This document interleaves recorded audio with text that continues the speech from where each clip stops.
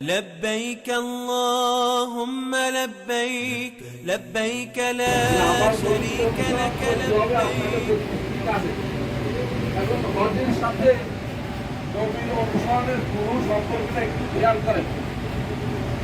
রাসূলুল্লাহ সাল্লাল্লাহু আলাইহি ওয়াসাল্লাম যখন মদিনা থেকে বের হচ্ছিলেন তখন তিনি বের হয়ে এক উপত্যকায় গিয়ে থামলেন। উপত্যকায় গিয়ে বেরিয়ে আসছেন, প্রত্যেকে ঘর থেকে বেরিয়ে আসছেন, মদিনায় থাকেন না কেন? তাতে সবাই এসে দেখে আমি কি করি। ঘরের ভিতরে থাকলে দেখা যায় না, এই জন্য সবাইকে নিয়ে এসে তাঁবু বাঁধছেন। তিনি ওয়াদি আকিক উপত্যকায় তাঁবু বাঁধছেন, বেঁধে বলতেছেন এটা আপনার আইনি মানে আসি কেন, আমার থেকে হজের নিয়ম কারণ শিখে নাও। হতে পারে এই বছরের পরে আর তোমাদের সাথে আমার সাক্ষাৎ হবে না। আমার নবী সেই বছরে দুনিয়া থেকে চলে গেছেন, যেভাবে তিনি ধারণা করেছেন যে এই বছরের পরে বোধ তোমাদের সাথে আর আমার সাক্ষাৎ হবে না, আমার থেকে হজের নিয়ম কারণ তোমরা শিখে নাও। বাধ্য করে দিয়েছেন আমাদেরকে, যেভাবে তিনি হজ করছেন সেভাবে করতে হবে। সারাক্ষণ কেন বুঝেন না, প্রমাণ কি? আপনি সারাদিনে কোনো সমাধান পাবেন না। আপনাকে অনুসরণ করতে বলা হয়েছে, কারণ উদ্ভাবন করতে বলা হয় নাই।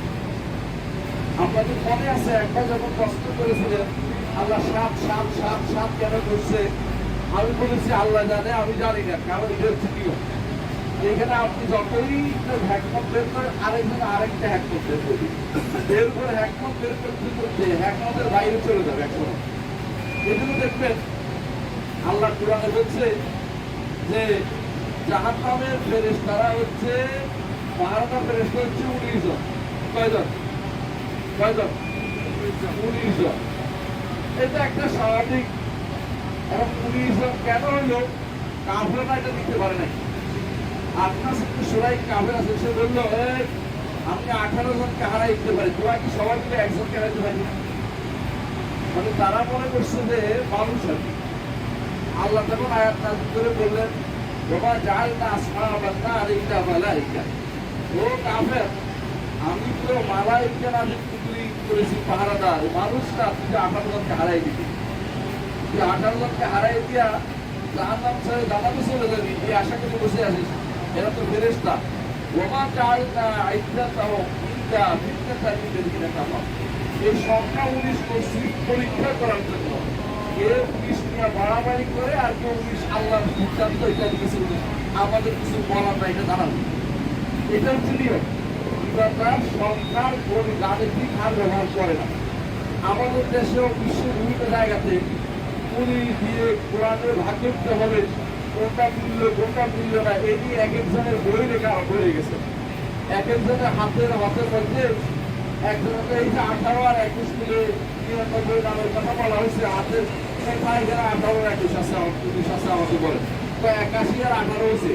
আমি বললাম যে এই বুদ্ধি আমার কাছে তো হয় না, কারণ আমার এখানে ক্রস দেওয়া আছে 81 নাই।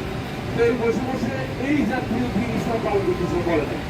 আপনারা বলছে যেটা বলছে এটা শুনতে, আর আপনি বসে নতুন তথ্য জারি করতে আছেন, এটা ইসলামের নিয়মের ভিতরে পড়ে না।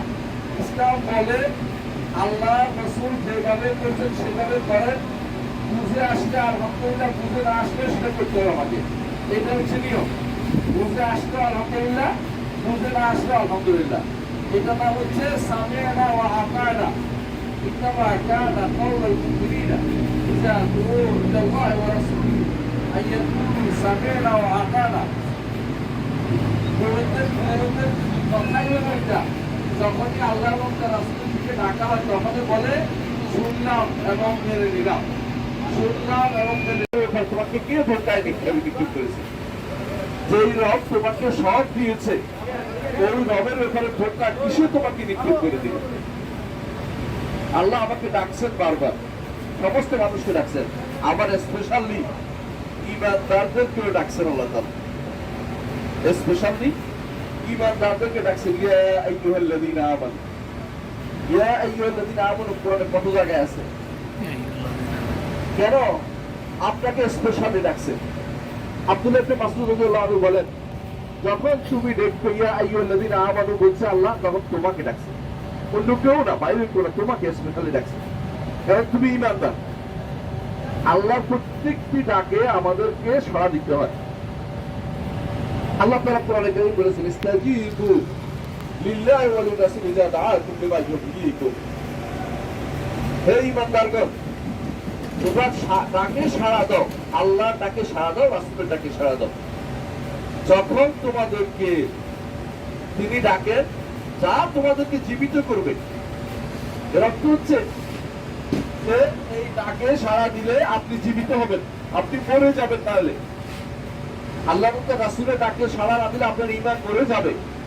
দুনিয়া হাঁটার পরেও আপনি জীবিত মানুষ হতে পারলেন না, আপনি মরা মানুষের মতো হয়ে থাকলেন। আর যদি আপনি আল্লাহ রাসূলের ডাকে সাড়া দেন, আপনি জীবিত। মরে গেলেও আপনি জীবিত, মরে গেলেও আপনি জীবিত।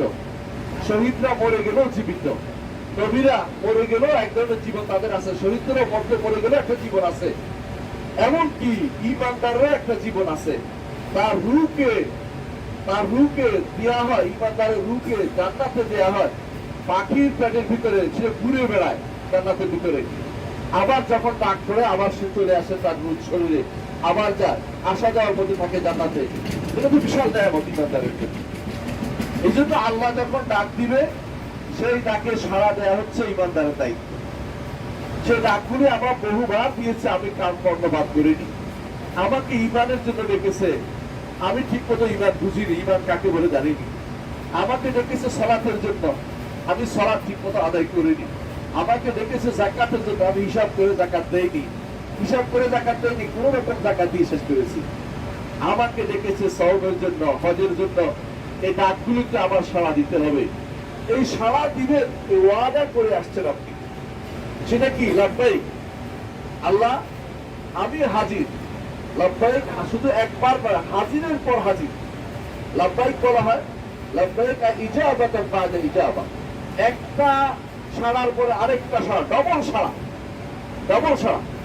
সাহাবায়ে কেরাম যখন রাসূলুল্লাহ সাল্লাল্লাহু আলাইহি ওয়াসাল্লাম তাদেরকে ডাকতেন,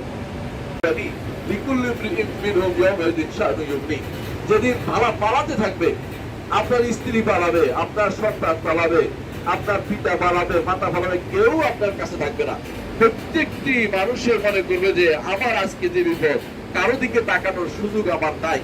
সেই দিন আপনার এই আমলটা কাজে লাগবে, যেটা আপনি গুবর করে রেখে দিয়েছেন। সেদিন আপনি খুশি হবেন, আপনার আমল নামা যা আছে কেউ দেখেনি, আল্লাহ দেখেছেন। কেউ হিসাব রাখেছেন, তিনি দেখেছেন। আল্লাহ হিসাব রাখেন, কোন কিছু আল্লাহ তাআলা আপনার জুলুমের ভিতরে পড়বে না।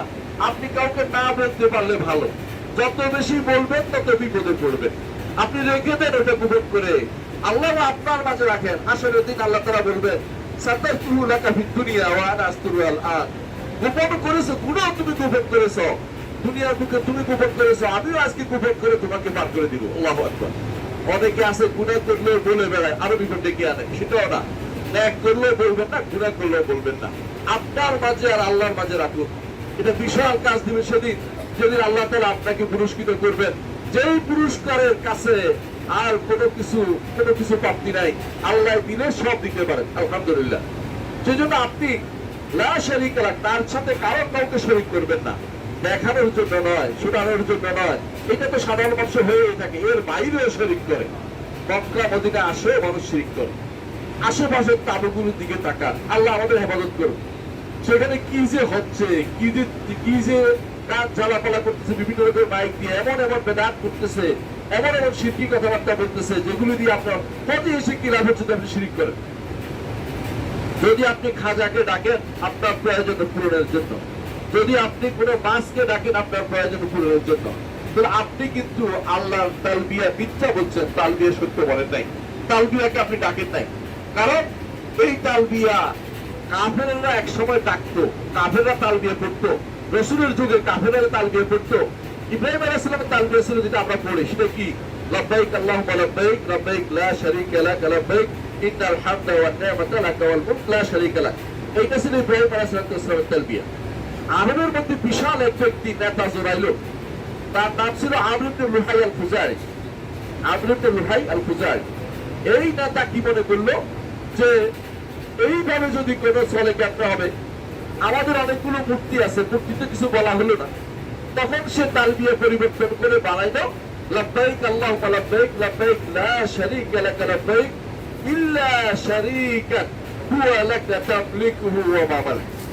এর অর্থ হচ্ছে আল্লাহ আপনার কোনো শরীক নাই, তবে দুই চারটা শরীক থাকবে যেগুলোর আপনি মালিক, তারা আপনার মালিক নয়। মানে এখন তবে দিয়া, কারণ ওলি আল্লাহদেরকে একটা জায়গা তো দিতে হবে। ওলি আল্লাহদেরকে একবারে ইগনোর করে গেলেন, বাংলার বাড়িতে ওলি আল্লাহর ইসলাম নিয়ে আসছে, আপনি ইগনোর করে যাচ্ছেন, এটা কেমনে হয়? কিন্তু ওলি আল্লাহদের জায়গা করে দিয়েছে। আমাদের দেশে তাই বলে, কিছু বললেই বলবে এই দেশে ইসলাম ওলি আল্লাহ নিয়ে আসছে, তাই আনছে। আপনার কি কাজ? আপনি কি তাই বলে আমার কলেমার ভিতরে ঢুকাই দিবেন? আপনি আমার সলাতের ভিতরে ঢুকাই দিবেন? আপনি আমার কর্মকাণ্ডে ঢুকাই দিবেন? ওনাদের জন্য দোয়া করবো আল্লাহ ওনাকে জান্নাত নসিব করুন, শেষ। এর বাইরে আমি তাদেরকে নিয়ে বাড়াবাড়ি করা, এটা শরীয়ত অনুমোদন করে না। এটাই করছিল তারা। তারা বলছিল যে হুবল রয়েছে, আমাদের এসাহুদ আয়লা আছে, আমাদের উজ্জা আছে, আমাদের লাত আছে, বাদাত আছে, এগুলির কথা কিছু বলা হলো না। সঙ্গে সঙ্গে সে তালবিয়া পরিবর্তন করে লাগাই দিল ইল্লা শারীকান হুয়া লাকা তামলিকুহু ওয়া মা মালাক। তবে কিছু শরীক আছে যেটা আপনি তাদের মালিক, তারা আপনার মালিক নয়। অর্থাৎ তাদেরকে দিয়ে আপনার কাছে আমরা কাছাকাছি বসতে পারি, আল্লাহর ওলিদের ধরে আপনার কাছে দেবে, আপনার কাছে তো আমাদের যাওয়া সম্ভব না।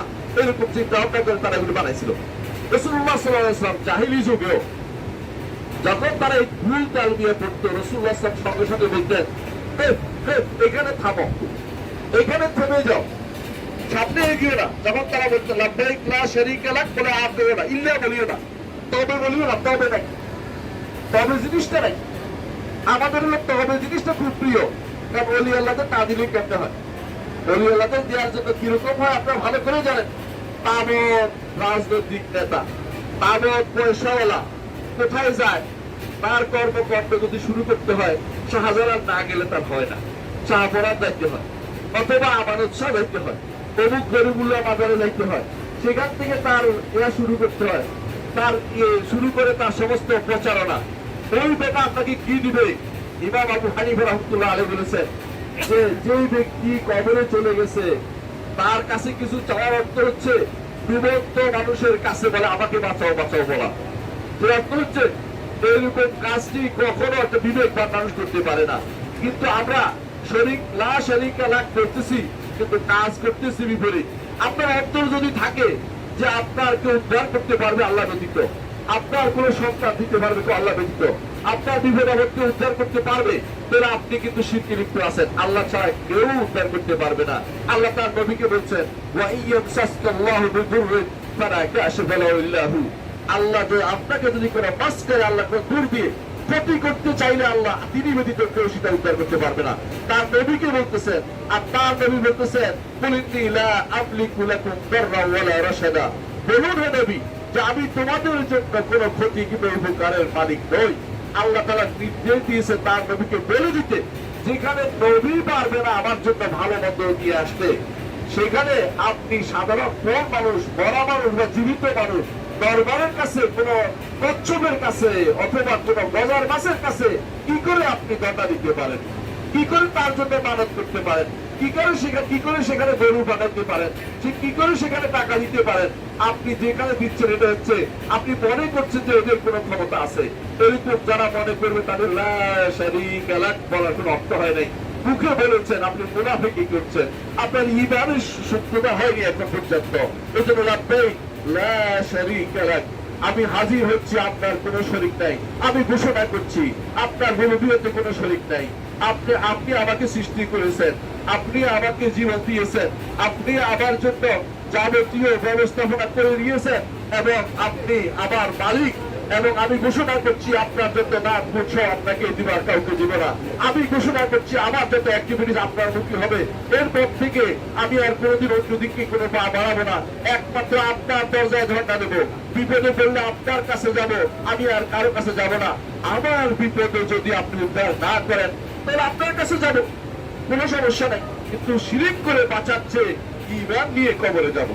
আপনি মনে করছেন যে আপনার সন্তান ভালো হতে হলে একবার যাইয়া শিরিক করে ফেলি না, তাই আপনার সন্তান মরে যাক না, গেলে আল্লাহর কাছে যাবে শিরিক তাওহীদ দিয়ে। কিন্তু আপনি শিরিক করে ঈমান হারা হয়ে জীবনে বাঁচার কোনো মূল্য হয় না।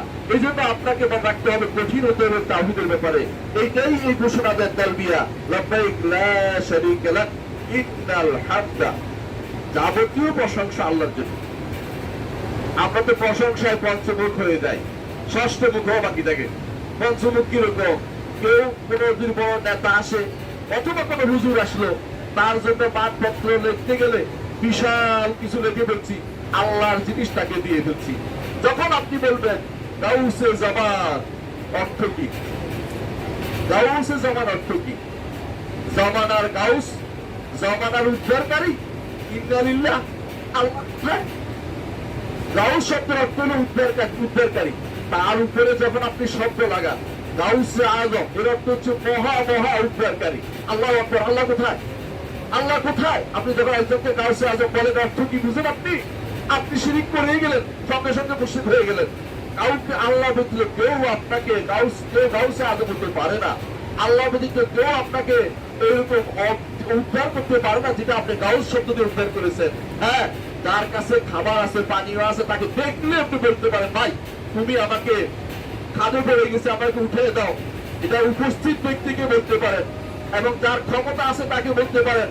কিন্তু যে মরে গেছে অথবা দূরে আছে অথবা ক্ষমতা নাই, তাকে যদি আপনি আহ্বান করেন গাউস বলে, আপনি মুশরিক হয়ে গেছেন, আপনার হজ নষ্ট হয়ে গেছে, আপনার সালাত নষ্ট হয়ে গেছে, আপনার সারা জীবন সব কেটে গেছে। আপনাকে শিখতে হবে যে আল্লাহ তাআলা কি আপনাকে কোন দিকে ডাকছেন, নবী রাসূলরা কোন দিকে ডাকছেন। এই শব্দটা যদি এতই ভালো হতো, আমার নবী সারা জীবন ধরে কাউকে না কাউকে বলতো অমুক হচ্ছে গাউস বলতো। এই শব্দটি কোরআনেও নাই, হাদিসেও নাই। আমরা প্রত্যেকে নিয়ে আসছি, আমাদের আশেপাশের লোকগুলো ডাকে, আমিও সেজন্য ডাকছি। মুক্ত গাউসে আজম বলে ডাকতেছেন, আউযুবিল্লাহ। তিনি নিজে যাকে আপনি গাউসে আজম বলতেছেন, তিনি কান্নাকাটি করে, তিনি তার বই পড়ে দেখবেন, আল্লাহর কাছে হাত তুলে কাঁদতেছে, আর আপনি তার কাছে কাঁদতেছেন। হলো কি? আপনি কোন দিকে রওনা হয়ে গেলেন? আপনি আল্লাহর বান্দা করে বান্দা হইতে পারেন না। দুর্ভাগ্যবশত কিছু মানুষ আছে, তাদের নাম দেয় গাউসে, তাদের নাম হচ্ছে আব্দুল কাদের, মাওলা আব্দুল কাদের, আব্দুল কাদেরের দাস। কেউ বলবে হ্যাঁ তিনি হচ্ছেন সিরিকুটের দাস, কেউ হচ্ছে আজমিরের দাস। এইভাবে তারা মাওলা ব্যক্তির দাস হয়ে গেছে, আল্লাহ দাসত্ব ছেড়ে ব্যক্তি দাসত্ব পরিণত হচ্ছে। এটা শরীয়ত অনুমোদন করে না। কোন ব্যক্তির দাস হতে পারে না, মানুষ মানুষের দাস হতে পারে না। মানুষ একমাত্র আল্লাহ দাস হবে, আল্লাহ সবার রব হবেন, এটা শরীয়ত অনুমোদিত। তো আপনি যে তালবিয়া করছেন ইন্নাল হামদা, যাবতীয় প্রশংসা কার করবেন? আল্লাহর জন্য। হামদ শব্দটি আর মাঝের মধ্যে একটা পার্থক্য আছে, এটা আপনার আমার জানা দরকার। হামদ হচ্ছে এমন প্রশংসা, যেই প্রশংসার সাথে ভয় আছে, সম্মান আছে। ভয় আছে, সম্মান আছে। এই জন্য এটা আল্লাহ ছাড়া কারো জন্য করা যায় না। সম্মান এবং ভয়ের সাথে যে প্রশংসা করবে এটা আল্লাহর জন্য করতে হয়। আর মানুষের জন্য স্বাভাবিক প্রশংসা হতেই পারে যে অমুক ভালো, অমুক ভালো, কিন্তু তাকে বাড়িয়ে বাড়িয়ে এমন নামপত্র দিচ্ছে, এমন শব্দ দিচ্ছে। হুজুরের নামের আগে যদি কোনো 10টা লকব না হয়, হুজুর খুশি হয় না, এবং হুজুরের কাছে লেগে দিতে হয়, হুজুর এত এত এত এত দিয়ে আপনারা এইভাবে এইটা পাঠাইছি, আপনি দেখেন। হুজুর তখন আসে, খুশি হয়, মিটি মিটি হাসা, খুশি হয় যে একবার হয়েছে, সুন্দর করে এতক্ষণে আবার কাজে ব্যাপার হয়েছে।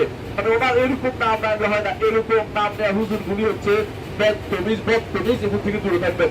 এত নাম কিছু না, তার নাম এটা। আচ্ছা ধরেন তো আবু বকর রাদিয়াল্লাহু আনহু, তার আগে দিয়ে কয়টা লকব লাগান? আপনি কি বলেন গাউসে আজম, শাহেদ সাহেব, তরিকত, রাহনুমাই, ওয়ালায়াত, অমুক তমুক বলেন নাকি? বলেন না। আবু বকর ওমর বাদ গেলে পৃথিবীর শ্রেষ্ঠ মানুষ হচ্ছে আবু বকর ওমর। কোন শব্দ আছে?